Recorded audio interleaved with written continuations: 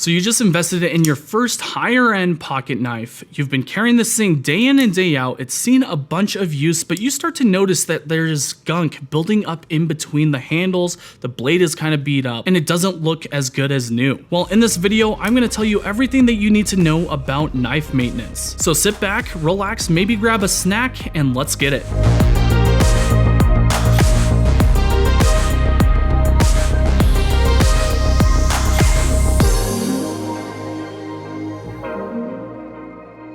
What's going on, guys? Welcome back to Everyday Minimalist. My name is Brandon and I hope you're having a good day. Like I said earlier, today I'm going to be showing you guys how to disassemble and maintain your pocket knives. Whether it's a budget knife or a higher quality knife, it doesn't really matter because they share very similar principles in terms of assembly. Now, if this is the first time that you've ever disassembled a knife, feel free to follow along. And then for those of you guys that have avid collections and already know how to disassemble a knife, then maybe you guys can take some tips off of this, or you can just skip on to the next video. So to disassemble and maintain your knife, you're going to need a few things. The first thing on the list is going to be a bit driver. The one that I have is a Combat Beads Mark II bit driver. This thing is made out of titanium, goes for like $75. You don't have to go that crazy. And a matter of fact, you could probably just run over to your local hardware store or Walmart and pick up a bit set. Just make sure that you've got like your T6, T8, T10, T12 bits, and you should be pretty solid. Next thing on the list is pick up a bottle of KPL Original. They're not paying me to say this. I just use a ton of their products, whether it's the original, lightweights, they've got the heavy version, and in most cases, the original will be perfect. These things go for like $10 to $15, and it is an absolute if you are starting to collect knives. I'll be leaving an affiliate link in the description below if you're interested in grabbing one of these. After that, grab a microfiber cloth. While you're at KPL, you could also pick up one of these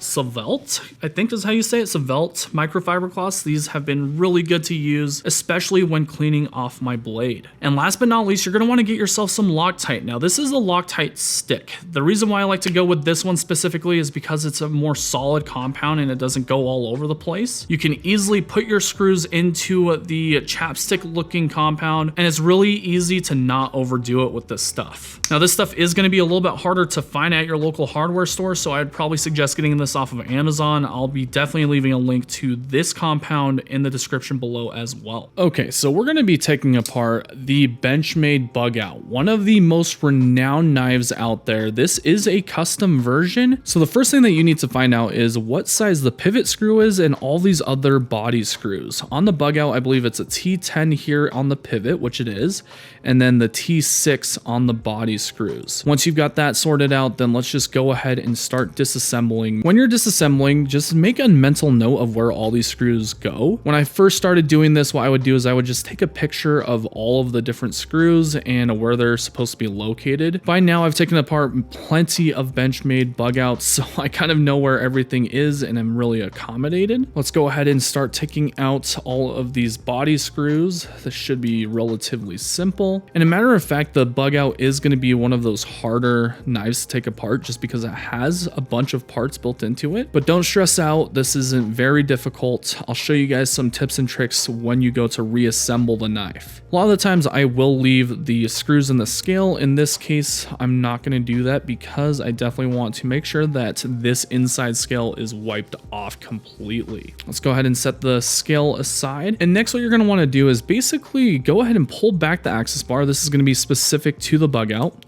I usually just poke through one of my Torx heads and then pull out this pivot, and basically the pivot is this small tiny piece here. Once that's out, then you can go ahead and remove the blade. Now with Benchmade knives, a lot of them use phosphor bronze washers, which are really durable. Just make sure that you don't lose these. A lot of times when you're taking apart Benchmade knives, you'll see that the washer will actually get stuck in the pivot with any of the excess material that's on there. If you are taking apart a knife with bearings, just make sure that you get the bearings out as well. There's a replacement to these phosphor bronze washers.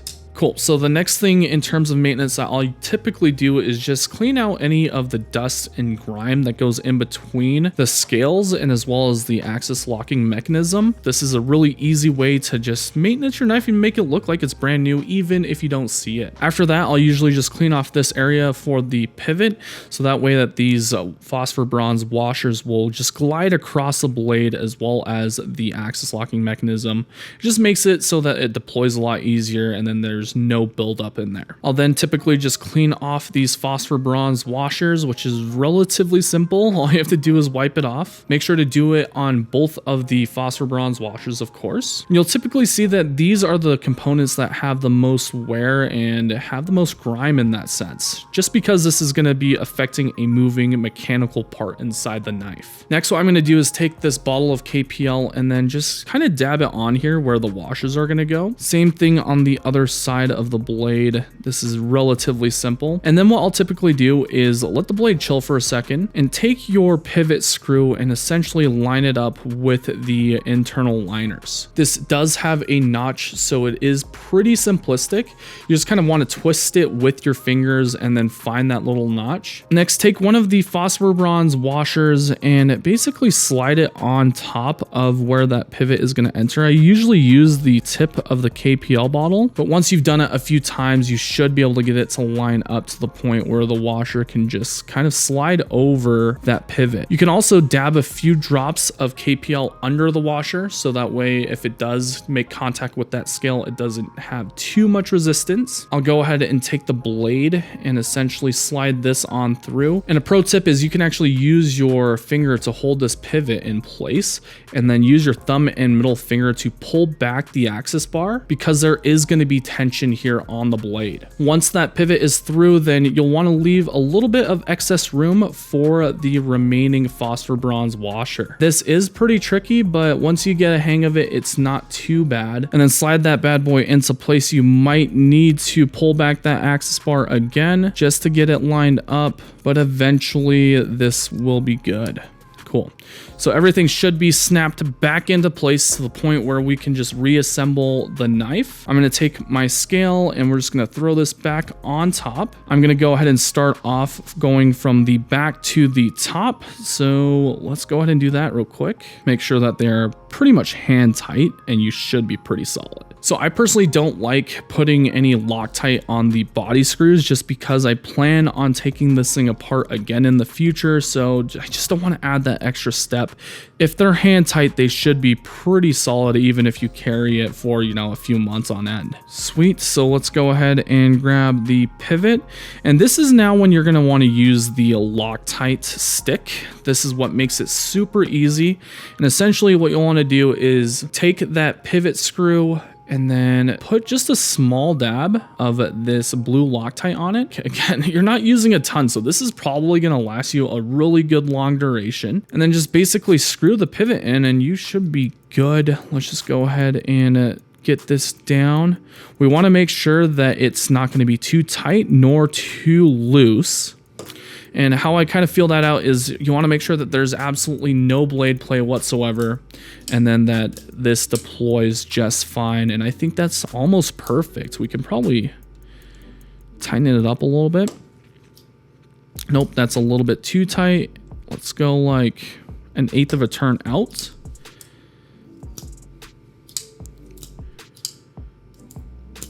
Nope, maybe a little bit more. So total of like a 1/4 turn, maybe. No blade play, and it is drop shut friendly. Let's go. So to give you guys a reason why to buy KPL, it's because it's going to actually prevent additional dust from getting inside the pivot. It'll make it so that this thing lasts longer. It'll make it so that it's protected, and then it will expel any of the grime and dirt that's already in the pivot. It's just super convenient. I guess the finishing touches is just make sure that you go ahead and wipe off your blade. I mean, who wants a dirty blade? And there we go. This thing is looking like it's brand new. This thing has seen a ton of hours, but a simple simple 10 minutes of your time and you're pretty much good to go. And there you guys have it, how to disassemble and maintain your knives. I know this video was more focused on the Benchmade Bug Out, but it's an extremely popular knife. It's a little bit more difficult to take apart, so I wanted to really showcase that. But if you guys do want to see other disassembly videos, let me know in the comment section below. And to all my patrons, thank you so much for all of your love and support. I couldn't be doing this without you guys. But aside from that, thank you guys so much for spending your time with me today, and I'll catch you on the next one. Peace out.